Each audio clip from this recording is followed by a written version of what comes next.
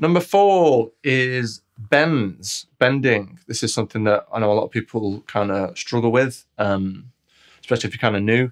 There's probably an element of strength in it, a little bit, but I would say technique can overcome strength in that regard most of the time. So what I see a lot of people doing is this, where it's just fingers like that, and they're trying to shoot the fingers, and it's like, you just can't do it.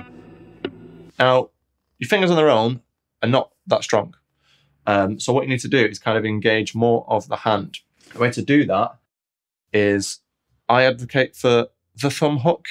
A little bit, not all the way over the top, but just a little bit like this. And what that acts as is like a little kind of anchor pivot point like this. And then the fingers are going to be fairly tense, not overly tense, but there's going to be tension in the fingers.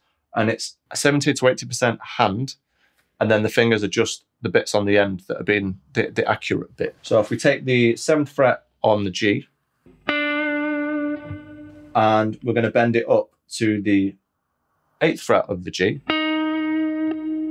that's a half step. So we're going to have to bend this note, the 7th fret, sound like the 8th fret. Now, if you notice, my thumb is here, kind of over to one side slightly to facilitate this action.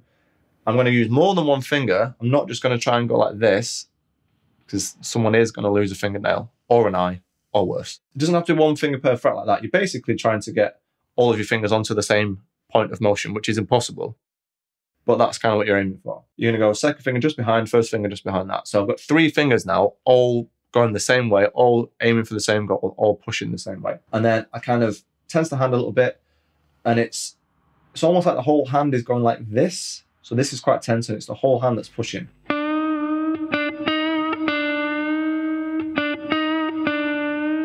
Like that. If I sort of didn't really engage the thumb and I just did fingers, it feels a lot more difficult and it feels a lot less stable. And the other thing to think about is once you've initiated a bend, from the start point to the end point, pretty much everything in between there is out of tune and is going to get you fired, divorced, banished from your village. Everything in between there is out of tune. So you've really got to be on it to get to the next point, the next note.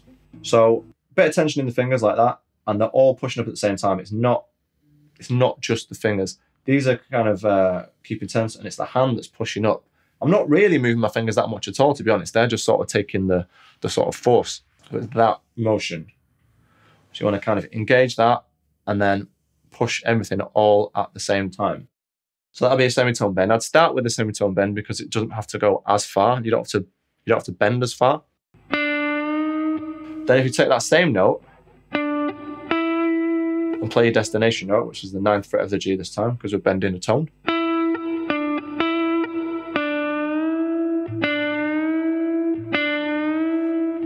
We're bending up to this note now. So what you can do is play the note that you need and try and get that pitch in your head.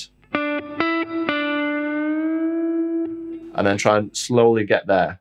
And there's kind of 3 things to think about, really. First thing is, does it sound in tune?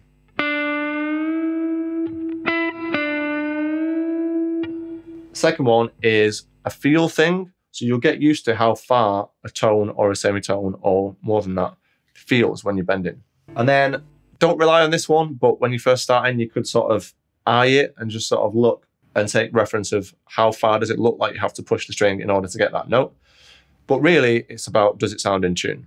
But obviously, your ears have to develop to be able to do that. So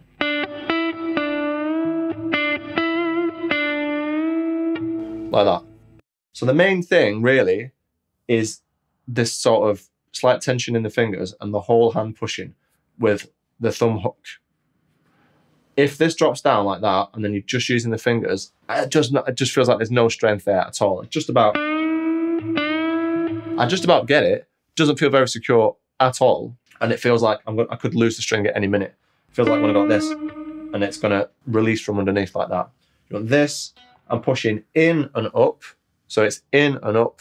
So you're pushing against, kind of against the fret and against the grain, not just up. I think people think about it just going up. You're going in and up because it's still got to remain fretted as you're pushing it up. So, main things, tension in the fingers, not just the fingers, it's probably 90% hand, and the fingers are just there to kind of guide it, to be honest. Like your hand is the engine, and then the fingers are just taking the metaphorical musical wheel. Playing the note that you're aiming for and trying to lock that in, and then just practicing that and hitting that same note. So and once you do it slowly, and once you get used to it, try and just fire straight into the bend. So you can start like this.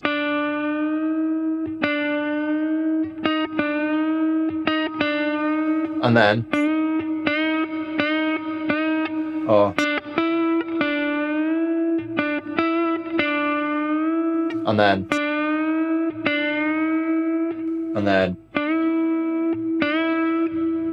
do it like that. It's one of those things that, you know, no one's supposed to sound good when they're practicing. However, this specifically is one of those things that when you're practicing, it might get annoying to you and others around you because you're literally just sitting there going